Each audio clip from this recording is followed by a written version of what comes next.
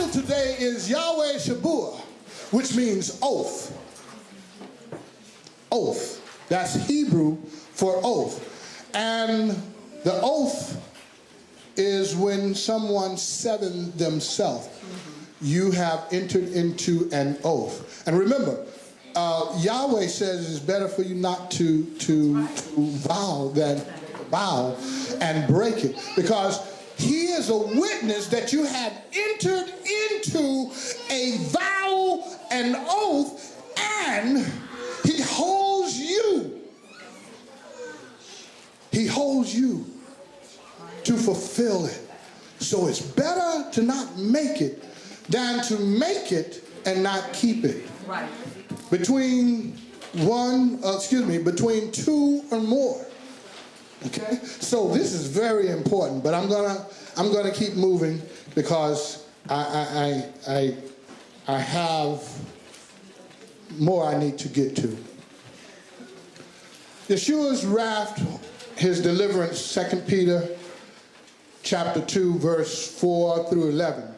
For if Elohim did not spare the messengers who sinned, but sent them to Tarotas, which is Sheol, and delivered them into chains of darkness to be kept for judgment, and did not spare the world of old, but preserved Noah, a proclaimer of righteousness, and 7 others, 7, keep that, bringing in the flood on the world of the wicked, and having reduced to ashes the city of Sodom and Gomorrah, condemned them to destruction, having made them an example to those who afterward would live wickedly, and rescued righteous Lot. So just in case y'all didn't know that he was a righteous man, he was definitely a righteous man. That's what it says. But there was a heart of selfishness which divided him and Abraham.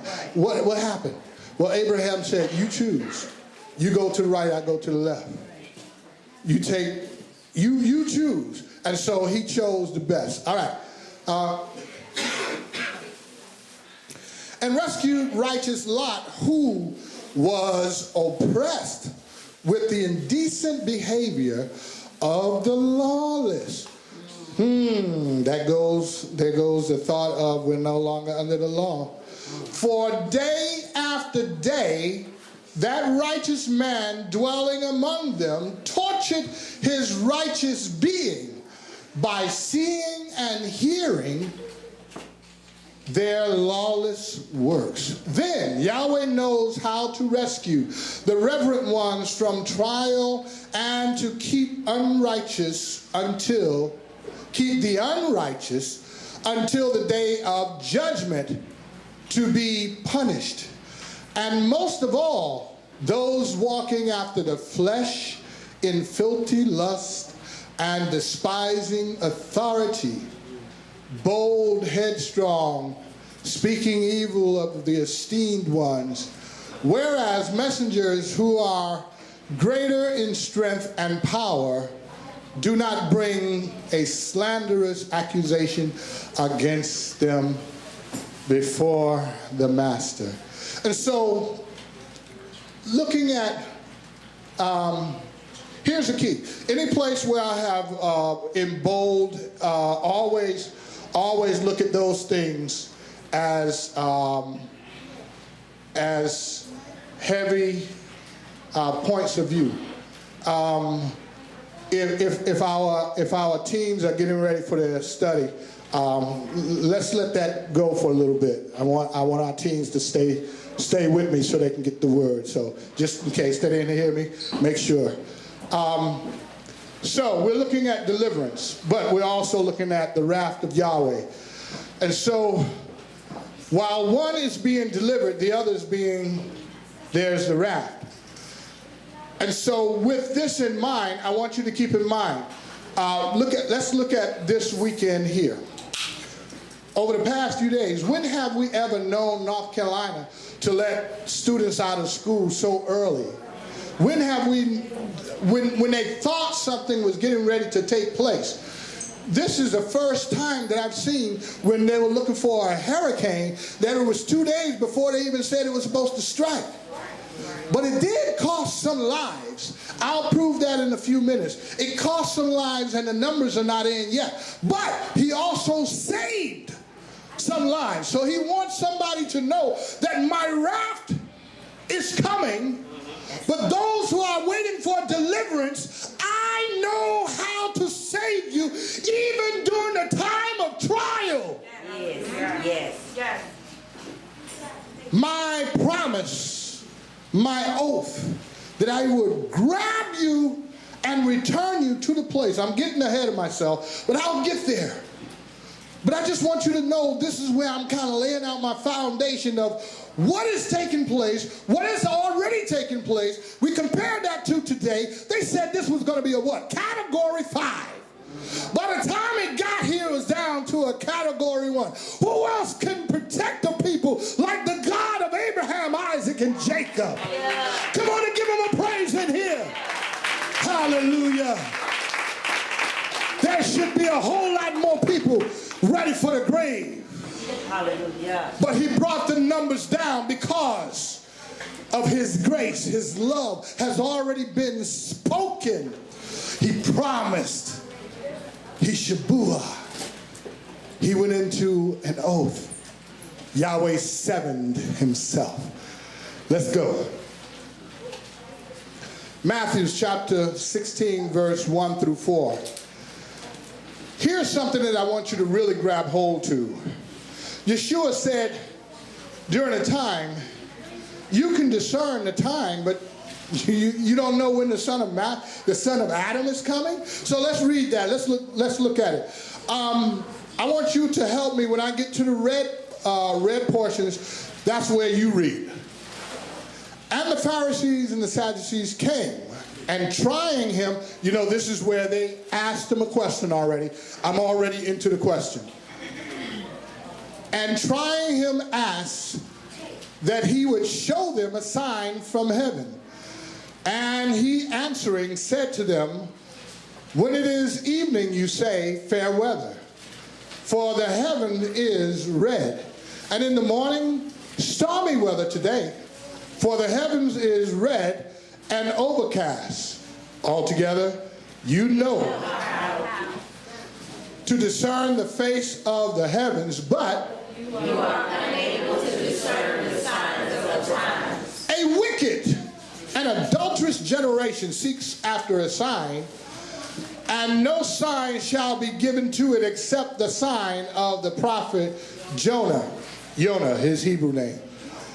And he left them and went away. Now, if the master himself says that we should know, that's what I believe. I believe that we should be able to discern his time. But there's a whole lot of information that you need to know in order to know this. They should have known. Those who were descendants at the time of Yeshua, descendants of those who came out of Egypt, were given all of the commandments, the Sabbath and the holy days, which all speaks of his coming. And so when they see this, they should know. And he's now scolding them and saying, you don't know? So today I don't want to be of that same mindset when he says we should know. Because if they can predict the weather, they should be able to know when his coming is. And let's review that. Did they predict that we would have a hurricane? I rest my case. They were days ahead of time, and they even said when about it should hit land. And it did. Just because it wasn't as big as they thought it was going to be, but it did hit land. And there were people who lost lives. I'll get there in a moment. But I need to drive on in this in just a moment. Let's review something. What kind of information did he give us?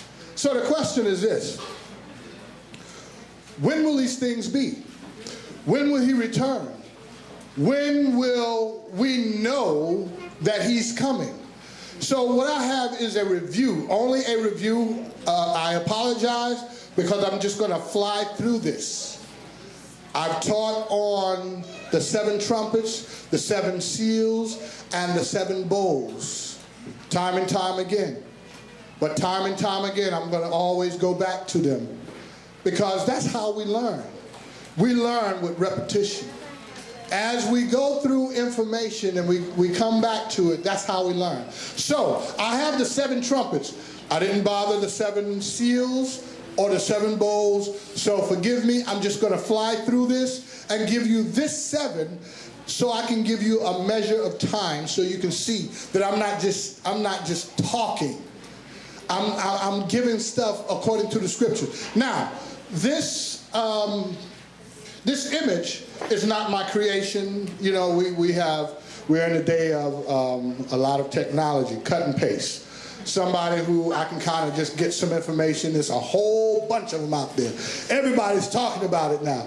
And so I just kindly went out and, took what I need that I can kind of breeze through. It's condensed. Now, for me to do this whole teaching, you got to do that by itself. All right, so first trumpet, it talks about green and trees burning, vegetation and trees burning. This is what I do call it, the judgment of 1/3, which is why I chose this one, because I wanted you to see all the way through there's a theme going on. And when I see something happen, I'm like, okay, there we are.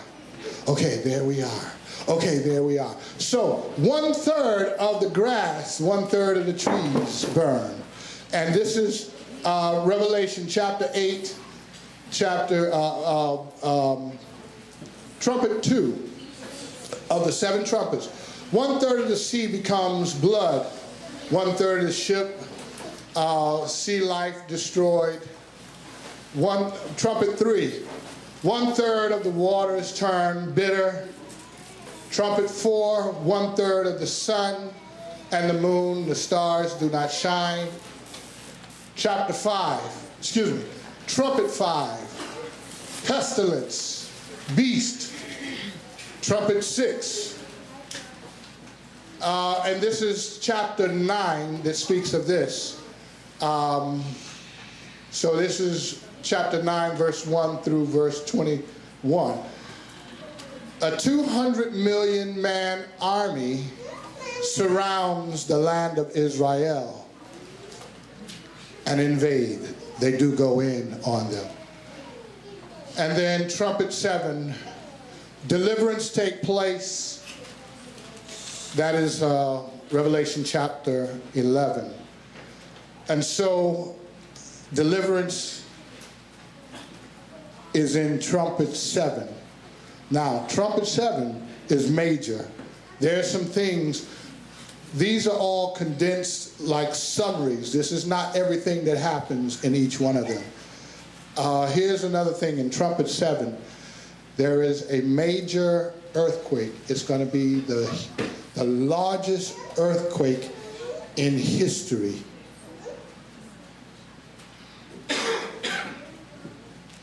The largest earthquake in history will be recorded during trumpet 7. We haven't got there yet. Question. What is the largest earthquake that you've heard? And I've asked this question before. What is the largest earthquake that we have documented, whether in late history or ancient history? What is the largest earthquake that we have documented today? Haiti, which was hit with a 9.4 on the Richter scale. And so Haiti has not come back yet, but notice who they look like, right? They look like me, right? So they're not, it was promises. Matter of fact, we had a president who looks like me too, just a little fairer. But the help didn't get there the way it should have. To this very day, they're still suffering from that point of time. But anyway, I'm going to move on from that. There's a theme running through the 7 trumpets, which is 1/3, 1/3, 1/3, all the way through. So that means right there, 2/3 survive. So not everyone die or are devastated. So 2/3 make it, but 1/3. And so imagine this. Yahweh is saying that if he went in during the time of Noah, during the time of Sodom and Gomorrah, during the time of even Daniel, during these different times, and he knew who to select for death, who to select for life, that he can do it even in our time. And so you saw the hand of Yahweh stay the storm, because it was supposed to be a direct hit that was really damaging. Now, just looking from our window, we're right here in Winston-Salem, I can see some damage on some of the homes in our area, and trees and stuff that I haven't got a full assessment yet. Looking at my neighbor's house, I can see some damage to his roof. Another one where a window had come out, and just things. But I praise Yahweh. They took care of us. And so as we are surviving these things, we need to say thank you, Yah, for he took care of us. We may experience some outages and different things. This time our electricity go out, but so far about 4 times in the last few weeks, about 4 times our electricity been knocked out. And when you have to deal with that, I mean, that kind of throws you into another mindset, like, whoa, what we got to do here? But we have been prepared. We've been prepared. Thank Yahweh for a spouse who knows to keep them lights and those batteries and things. And so we need to grab those flashlights. They're right there. And storm, fire, you light the storm candles, and they're right there. We've never had really to use them very much. But right here lately, we've had to use them. Can I get a witness? Have y'all experienced it? Okay, so Yahweh, because they're somewhat the same community, and so Yahweh is protecting us, but he's also letting us know, I'm judging you too. By no means do any of us get by without judgment.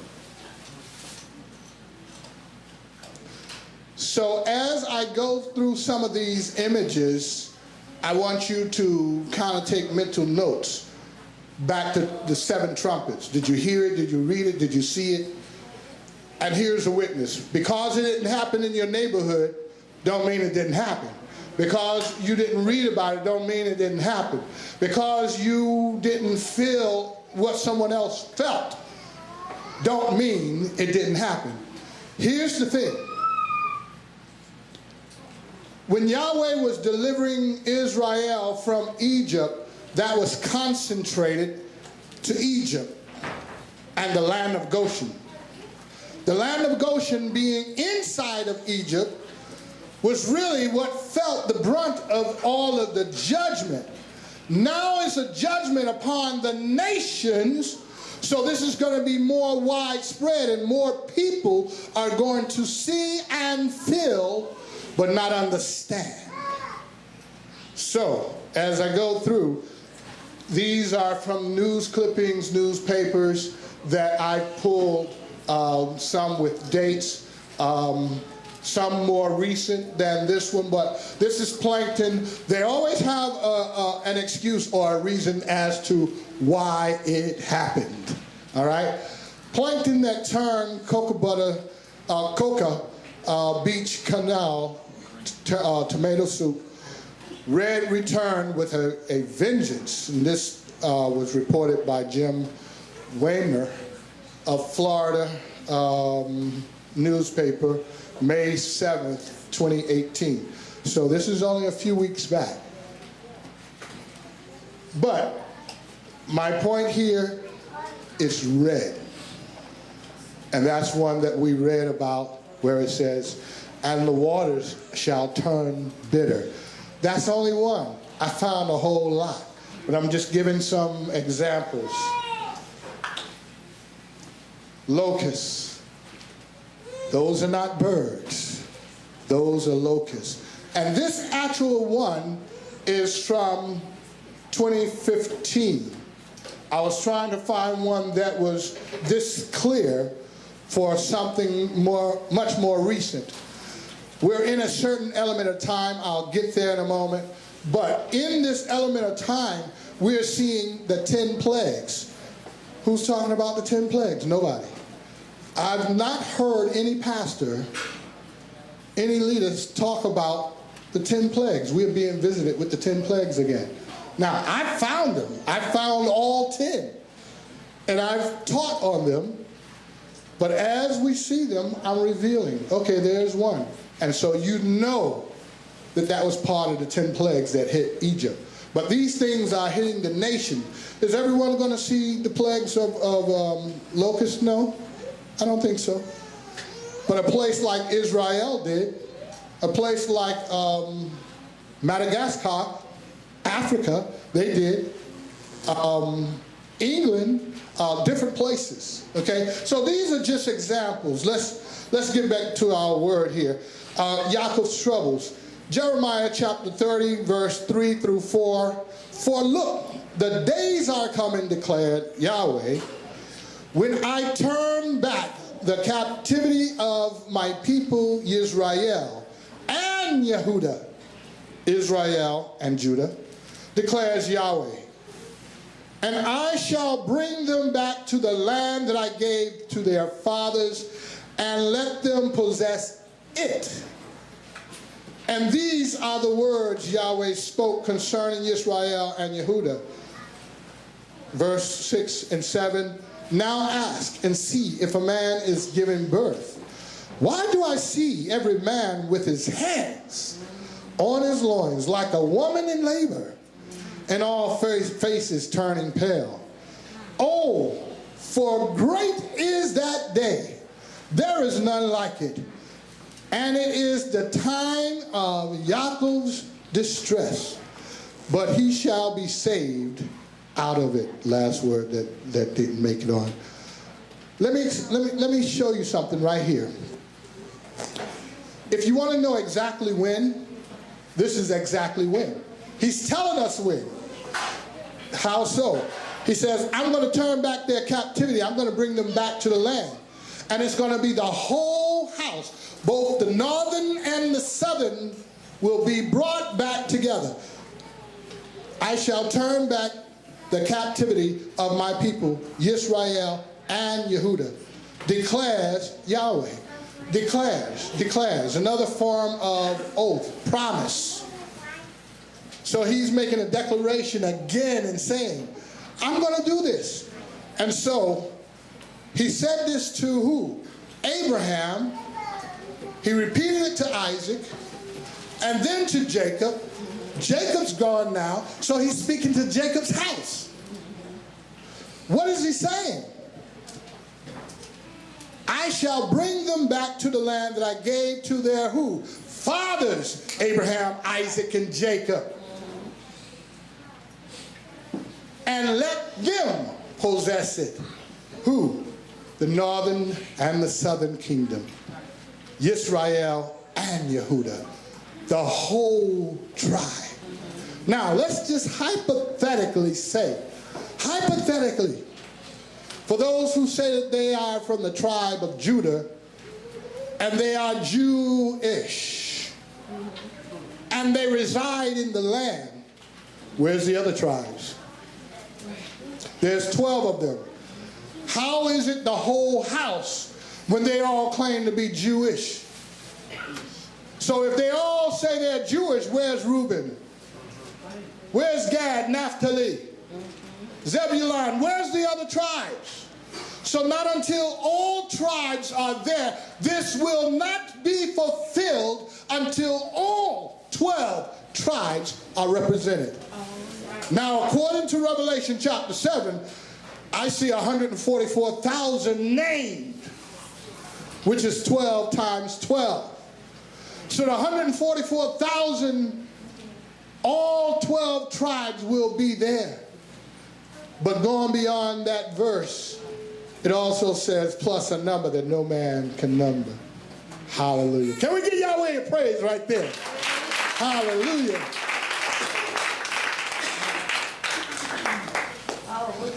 And so, here's something he raises. He says, during Jacob's troubles, now he equates what Jacob's troubles is. It's 7 years of trouble. Now, where do we get this from? Remember when Jacob sent ahead his tribes, his wives and children, and his brother Esau was coming after him, and he sent half in one direction, half in another direction, but he himself was put into a deep sleep, right? So this was a time of trouble for him, because he felt like, if I lose one half, then one half would survive. And so this wasn't just one event. This was over some years. So that's a 7-year period of time. And so he tells us exactly when deliverance will happen. Now, it agrees with Daniel. Daniel says you have 70 weeks. But understand that the Messiah himself would be cut off in the 69th week. So how many weeks are left? 1 week. 1 week left. Oh, but wait a minute. He cut that down in half too. Because that now comes in 3.5, because he says in that, in the middle of the week, the temple sacrifices would also be stopped. Right? Remember when he was talking to the woman at the well, and she was talking about y'all talk about, coming here to serve in Jerusalem, and our fathers served on the mountain. And he said, there's a day coming that, not even one stone will be left upon another, right? And he's talking to the disciples during that time, condensing. And so he was describing a time for us that was a 3.5-year period of time.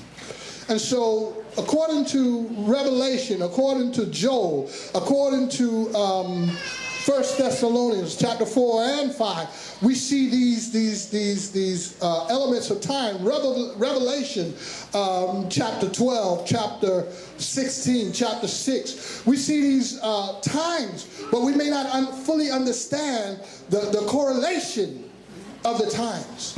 And so this is where I come in. I've studied these things over the years, and I think I have a bit of a grasp, although I have not always. So the time of deliverance will come during the time of Jacob's trouble. So you have to parallel what did Jacob go through during that time and the birthing of Israel, and what are we going through now with the Messiah to be on his way and the birthing of Israel now. So there's a lot of things that we need to bring from the past to now to begin to understand what in the world is going on. Why do they hate us so much that they no longer need an excuse to mow us down, to cut us down like beasts? What is it about us that they hate so much? It's not so much that it's because you're stronger and you're faster and you're bigger, but what it is because of who you are. Because you are Israel. They don't need to know, but guess who knows? Hasatan. So all he has to do is create a situation, and they follow through because their hearts are evil. And so because of our skin color, we're color-coded, and we've always had trouble in this land. And they're talking about want to go back to the good old days. Yeah, right. We've never had good old days in this country. Never. So, what is this about the hands on their loins? Well, remember not too far back, our culture is very distinguished. We do things and people follow us in. Remember, there was a short spell of time, a short frame of time where our teens and 20-somethings and 30-somethings were walking around with their hands below their belt. And it just looked awkward for men to be walking down the street with their hands holding themselves in public. And if that didn't make matters bad enough, they started dropping their belts and their pants, and so they're walking around with their pants around their knees. I see some guys I'm like, man. You know, I couldn't help myself. There were times where I just had to say, man, pull your pants up. See, I didn't have a problem with saying it. First of all, I look like them. And now that I'm a little older, they kind of respect that, you know. And being in the school system, I get to say, no, where's your belt? Now let me see you come in here without a belt. Come here. Take some string and tie it up. So if you don't want that, don't come around me. Don't come in here without a belt showing your backside. I've made one guy so embarrassed. I said, why do you want people to see your stains? And the brother was so embarrassed that he pulled his pants up so fast. Hey, it pays to be a big man, right? You get away with some liberties, right? It pays. All right, so I'm going to keep moving because I want to get through this. I'm not far. There's a particular time, and so let's get back into our reading. Jeremiah chapter 30. If you notice, I'm in Jeremiah. A lot of what I'm talking on today is chapter 30. I'll touch a little bit on chapter 31 and some others, but my focus is going to come from Jeremiah chapter 30. What I want out of this is I want you to know and begin to understand that we are seeing something. We are seeing deliverance. We have not been delivered, but we are seeing deliverance. That's what we're seeing. I didn't know how this would work out, but I do know that it's working. And it will work out. So, Shebuah, there's the Hebrew. In both the English and the Hebrew, it's to seven oneself. It's an oath. Verses 8 through 10. And it shall be in that day, declares Yahweh of hosts, that I break his yoke from your neck and tear off your bonds, and foreigners no more enslave them. And they shall serve Yahweh the Elohim and David, their sovereign, whom I raise up for them. Raise up for them. David, raise up for them. And you, do not fear, O Yaakov, my servant, declares Yahweh, nor be discouraged, O Yisrael, for look, I'm saving you from afar, and your seed from the land of their captivity. And Yaakov shall return and have rest, and be at ease with no one to trouble him. So there's a time after the time of trouble. This time is called the time of peace. We haven't got there yet, but they will say peace and safety, because it's a deception that we have made it to the time of peace. But we have not. There's still wars, rumors of wars. And so, here's Yahweh's oath. And how do we know? We see Yahweh Elohim, and we see Yeshua, the son of David. Elohim and David. That has not happened yet. We had David. We had Yeshua. We had Yahweh who entered into a covenant, Mount Sinai, when they came out of Egypt. We had Yeshua who came and died with a promise that I shall return. And so I'm saving you from afar. Well, Egypt and Canaan are not really that far apart. It's walking distance. So whatever this is, it's a land of their captivity. And it's afar. Here's another little part. I'm going to return you back to a place I said you would never see again. On ships into the land of Egypt. Well, when they went to Egypt the first time, how did they get there? They walked. When they left, how did they leave? They walked. So this has to be another time. It has to be another time. So let's continue. Verse 11, for I am with you, declares Yahweh, to save you.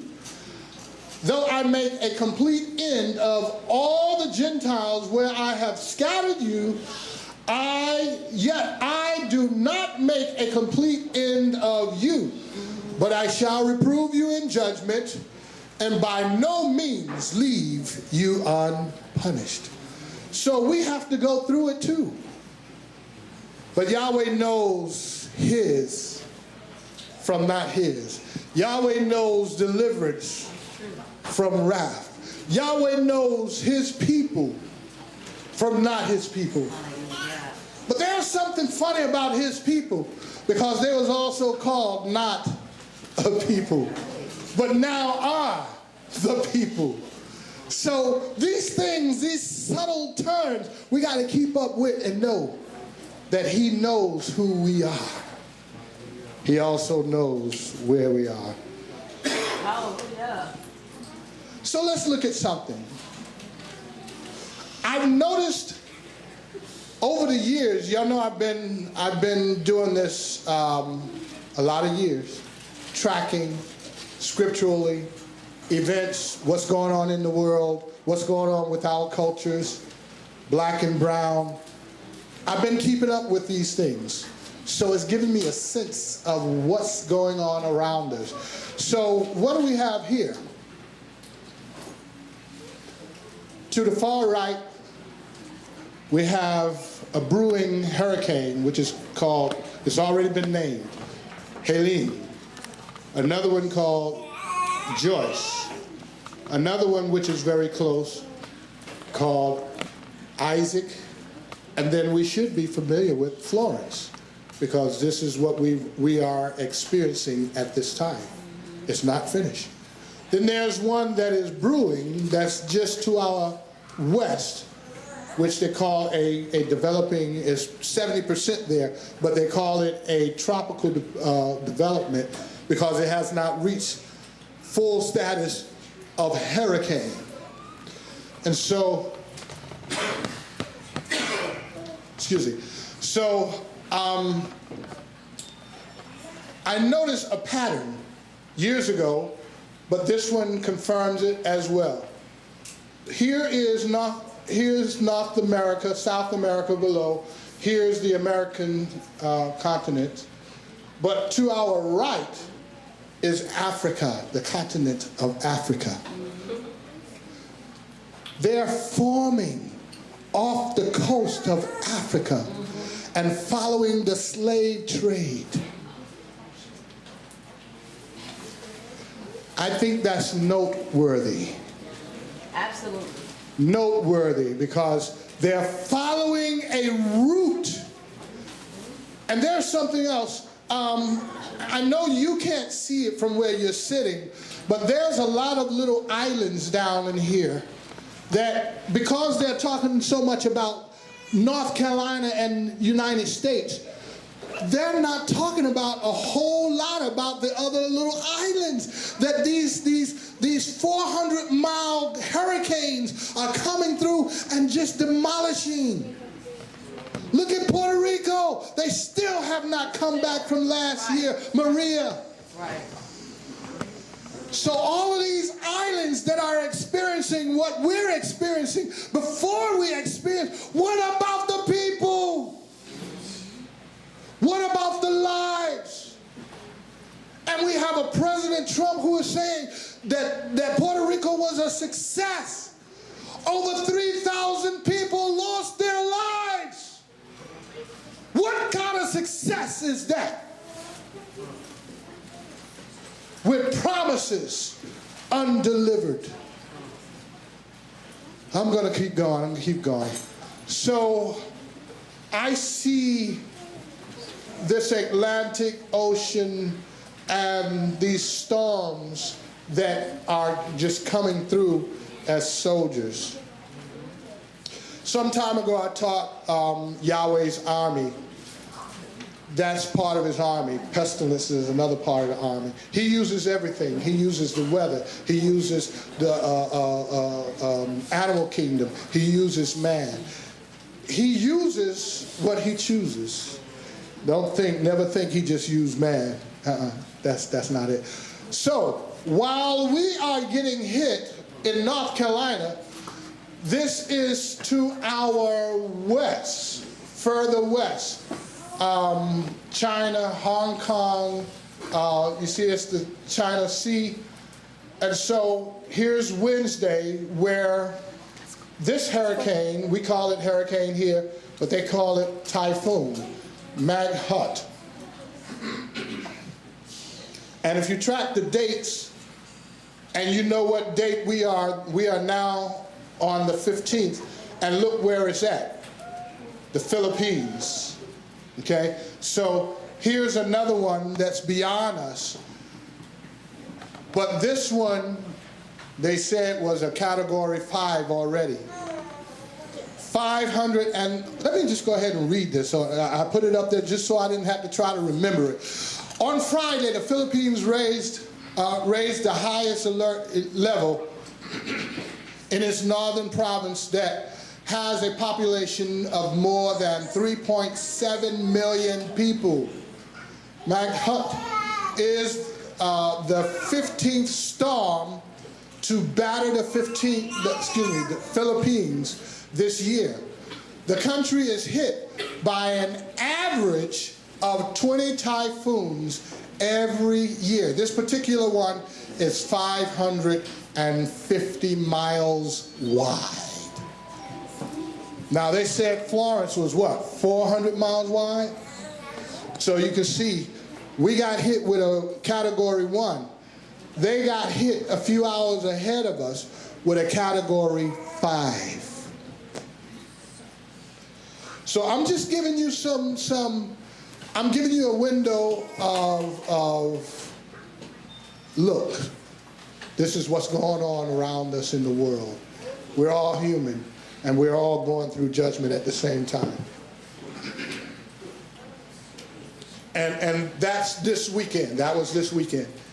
And so here's Greece. I went back a little bit further to show you something in Greece. To show you, we just got out of hurricane season. Back in what? February, March. And here we are.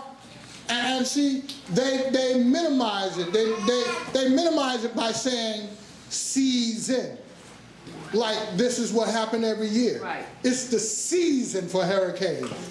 It's the season for fires. It's the season.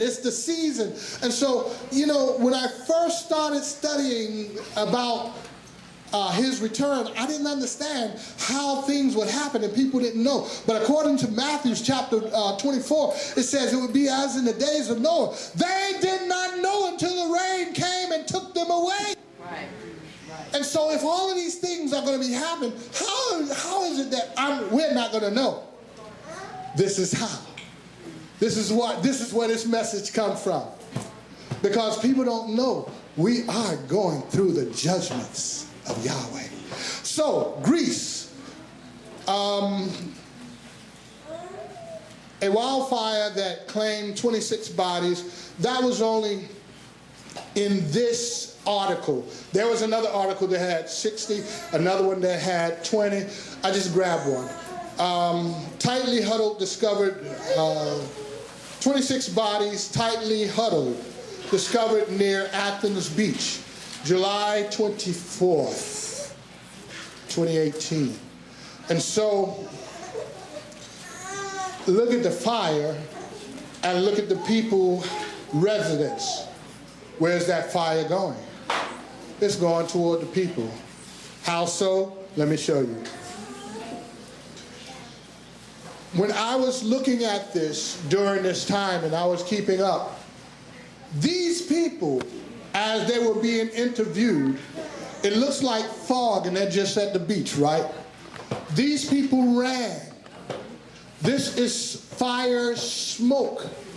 They ran to where the fire pushed them.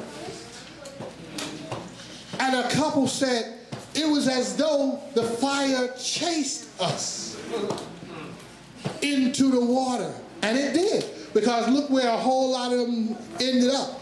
In the water to escape the fire. And so in order to escape the fire, a lot of them had to just stop and drop. One kind of caught me off guard when I was listening to the news report of a man and his family. They made it to the car, and he suddenly grabbed the baby, infant, and ran toward the water. And he gave his testimony. He said, I had no choice because the fire was chasing us. I had to run to the water. Now they made it to the car. The wife, himself, and their armed baby. And that's all was survived, he and the baby. Because the mother, she must have tried to get into the car because he said, here is where she died. He said, we didn't make it any further. And you know, right there, I'm like, oh, Father. Ooh, I can't even think about that too much. I mean, how? How do you stand as a family and all of a sudden, you're not all there? The fire took his wife. They ran to the car to jump in to get away. And he said, for some reason, I just grabbed the baby and took off and ran towards the water. And that was the only thing that saved me and the baby. But his wife. I don't know if they had a disagreement on where to go at that moment and she didn't follow them. I don't know why she didn't follow him. But she died at the car, and he said, this is where I left. And this is where she died. So, let's look at a little bit more. And I'm going to leave this. I'm going to get back to reading it. But what I want you to do, I want you to match up the trumpets. I want you to match up his words of deliverance. I trust him wholeheartedly. Had I been standing there at the fire, I will trust him. Had I been standing there in the flood, I will still trust him.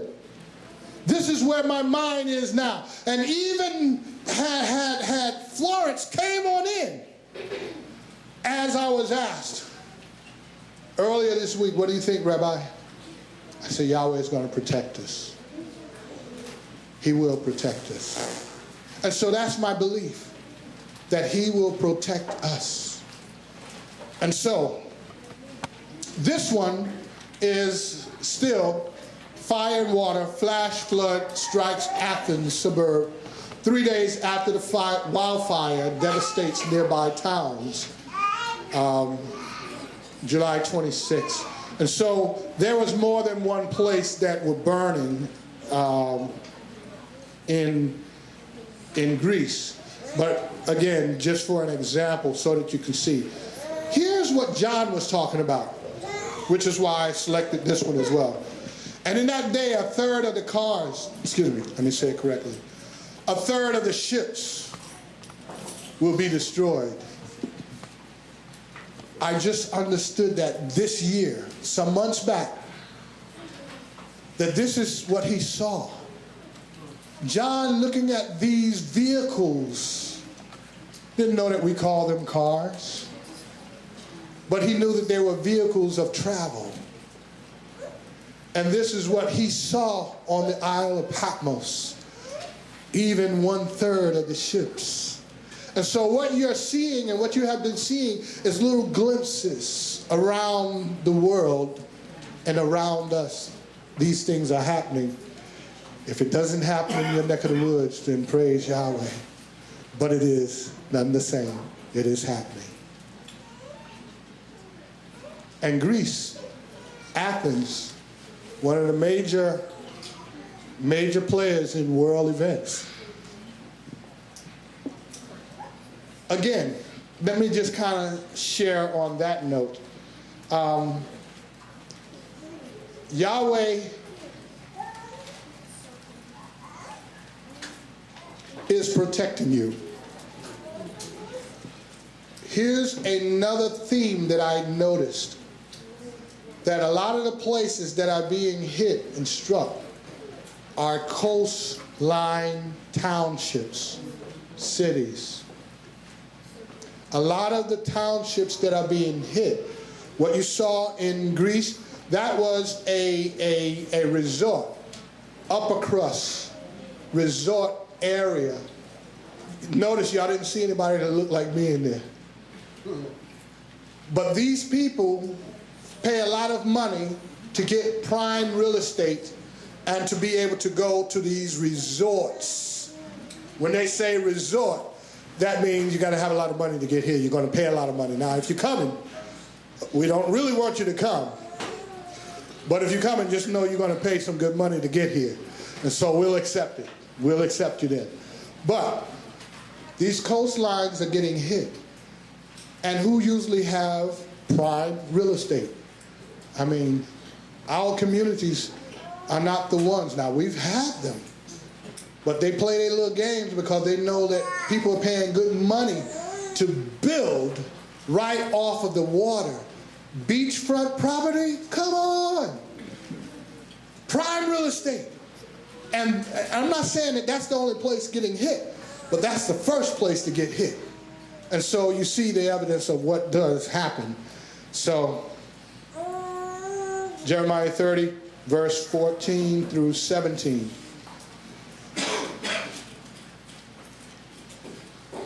Although loving, you have forgotten you. They do not seek you, for I struck you as an enemy strikes with cruel chastisement, because your crookedness is great. Your sins have increased. Of your many crookednesses, because your sin have increased. I have done this to you. Who's speaking? Yahweh, right? So he's saying to Israel, this I have done to you, my wrath, my judgment. However, all those who devour you shall be devoured. Let me read that part again. However, all those who devoured you shall be devoured. And all your adversaries, every one of them, shall go into captivity, and those who exploit you shall be exploited. And all who prey upon you, I shall make a prey. For I restore health to you, and heal you of your wounds, declares Yahweh. For they have called you an outcast, saying, this is Zion. No one is seeking her. And so right here, Yahweh, another promise, part of the same promise is this promise that I'm going to gather you from the nations where I have scattered you, and then I will bring you back to the land of your fathers. And those who have enslaved you will be enslaved. Those who have preyed upon you, I will make them for a prey. We haven't got there yet. We haven't got there yet. But this is his oath. Shebuah. Everybody say Shebuah. Shebuah. You just spoke in tongues, so I got to interpret. Oath. Oath. A promise. Okay? So this is his promise. And he never fails to deliver. verse 18 and 19. Thus said Yahweh, see, I turn back the captivity of Yaakov's tents and have compassion on his dwelling places. And the city shall be built upon its own mound, and the palace stand on its right place. And out of them shall arise thanksgiving and the voices of those who are laughing. And I shall increase them, and they shall not diminish. And I shall esteem them, and they shall not be small. And his children, Jacob, shall be as before, Isaac and Abraham. And his congregation shall be established before me, and I shall punish all who oppressed them. So this is his promise. And so right now, while we're going through the punishment, the judgment, we are to wait. Because right behind that comes deliverance. I showed y'all where deliverance comes. Seventh trumpet, we're not there. We're around that sixth trumpet. We haven't got to the 200 million man that have covered the land of Israel yet. We're not there, but we're close. Verses 21 through 24. And his prince shall be from him, and his ruler shall come from among him, and I shall bring him near, and he shall approach me. For who is this who pledged his heart to approach me? Declares Yahweh. See, the storm of Yahweh shall go forth in a rage. A whirling storm, it should start sounding be familiar. It bursts upon the heads of the wrong. The burning displeasure of Yahweh shall not turn back until he has done and established the purpose of his heart. In the latter days, you shall understand it. Notice it says his prince. A prince comes from who? A king, right? So it denotes the younger of the king. So I think right here is one of those areas where I was telling you that I believe that he will come and go through a process of which I believe has already started.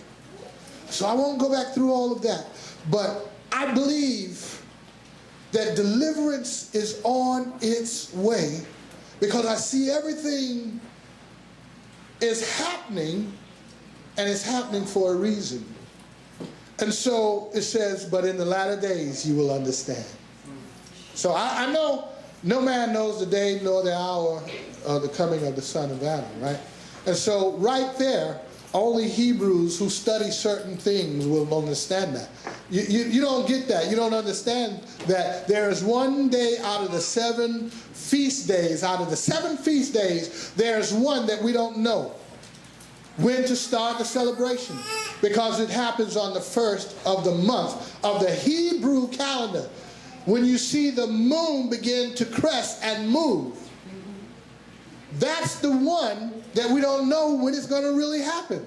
Just this past year, just this past week, as we were out here on Monday looking for the moon, did we see the moon? No. But we know it started. But as we use technology as well, we also know and witness that Yom Teruah has happened. And what is to follow, now he gives us a number of days. He says 10 days later, you celebrate Yom Kippur. And then 5 days after that, the wedding feast is on. And so we understand these things and the language that he speaks. And it helps us to know and discern the time and the coming of the Son of Man. He said you wouldn't know the day nor the hour, but he left out the month and the year. So you have to kind of read between the lines and say, okay, this is when we do this. It's not that we do it, because we know he's coming. We do it because he said to do it. We're being obedient to keeping the holy days. And so we don't really have to worry about when he's coming. It can be another 100 years, but in 100 years we expect to be doing the same feast days. And so whenever he comes, we know he's coming at the time he said he's coming. And so when we keep the holy days, when we keep the Sabbath, that's all we worry about doing. He takes care of the other part. So here, this is looking at just a little bit here. This is still not the whole story, y'all. And I'm coming to a close on my message. This is not the whole story. This is some of the stuff I've been scouring and looking, keeping up with what's happening this week and weekend. So, this is Union Point Park complex, which is seen flooded as Hurricane Florence come ashore on September 13th. And this is New Bern, North Carolina. And if you can see that all of that is water. This is a playground. This is not supposed to be water. This is a playground. And so much water came that all of this area, far back as you can see, there's houses way back.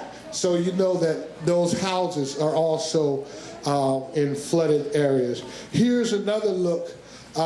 This one is out from Riley newspaper there.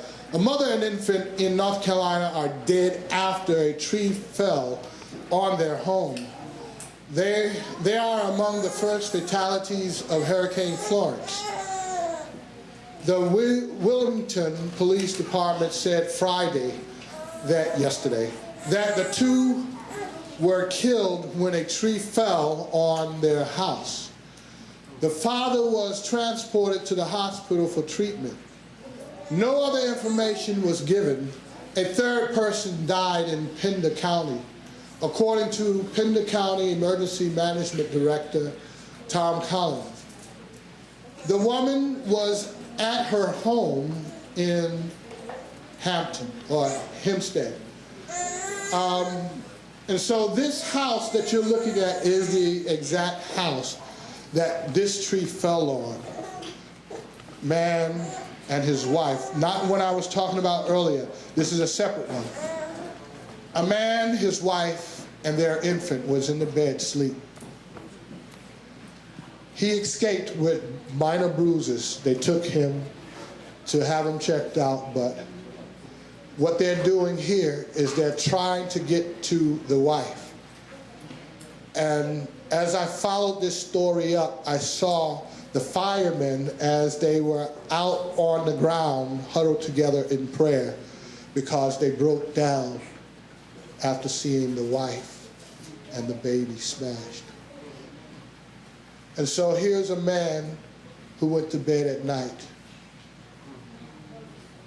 and thought he had his wife covered.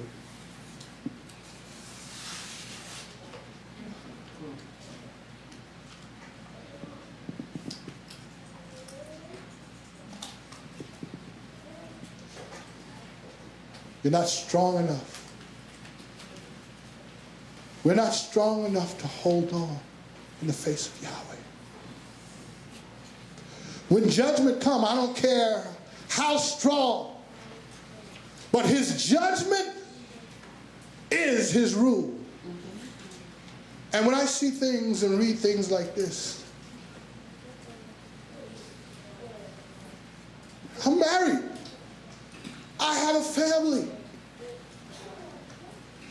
How does a man feel when he can't protect Minister George?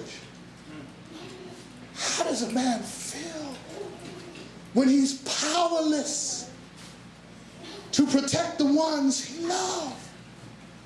We've been here before. During slavery, they came in, they took our wives at will, they took our children, and they sold them. We were powerless. And Yahweh said, you will be powerless. Deuteronomy chapter 28. You better read it if you have not. When his judgment comes, when his judgment comes for you, what you gonna do? We can't fight him. We can't fight him. We can't fight him.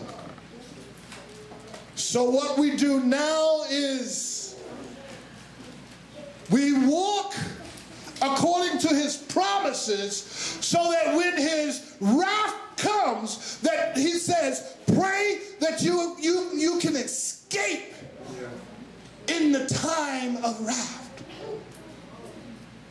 And so I'm walking now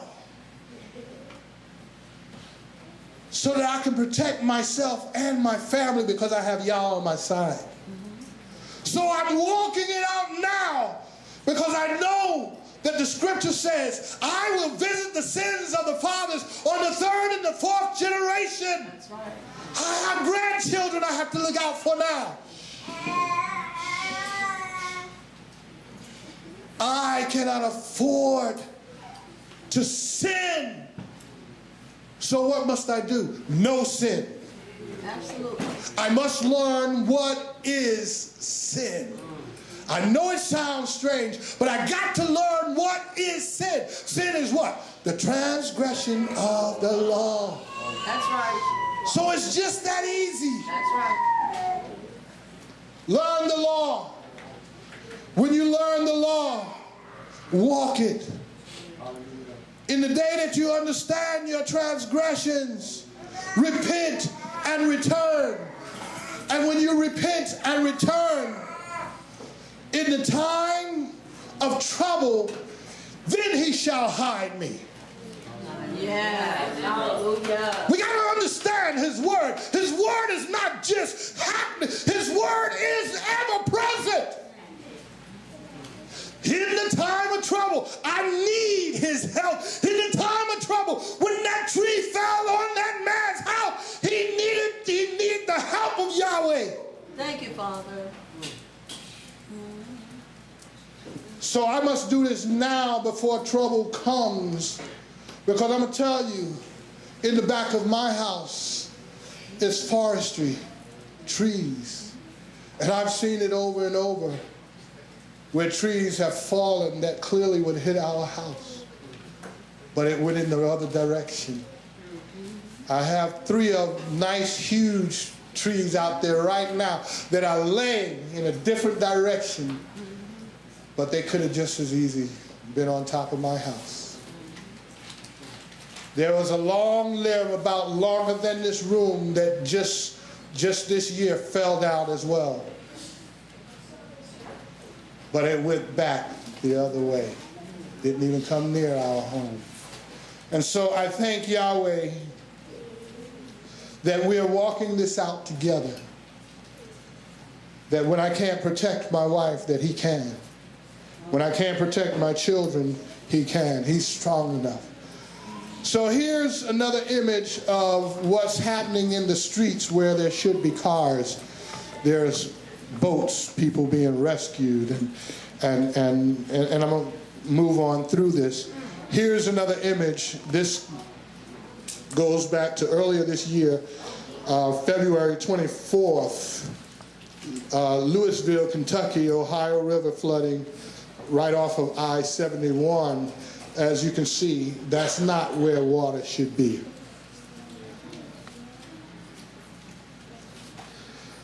And I'm going to close out after this last frame. Jeremiah 31, verse 1, then 14 through 17. At that time, declares Yahweh, I shall be the Elohim of all the clans of Israel. See, there it is again.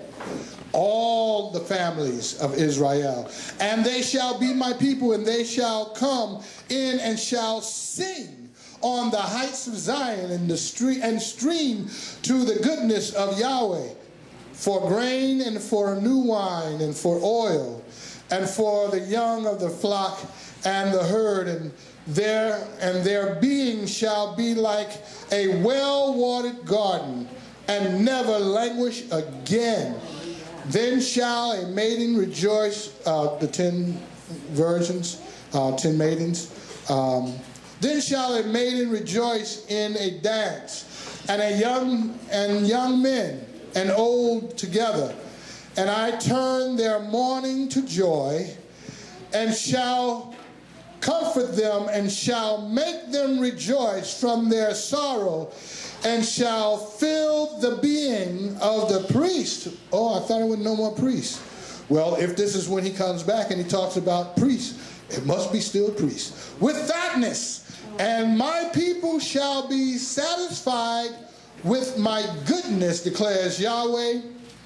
And there is expectancy for your latter end, declares Yahweh. And your children shall return to their own country. Come on, let's give Yahweh a praise in the house. Hallelujah. Tell of your glory. Let the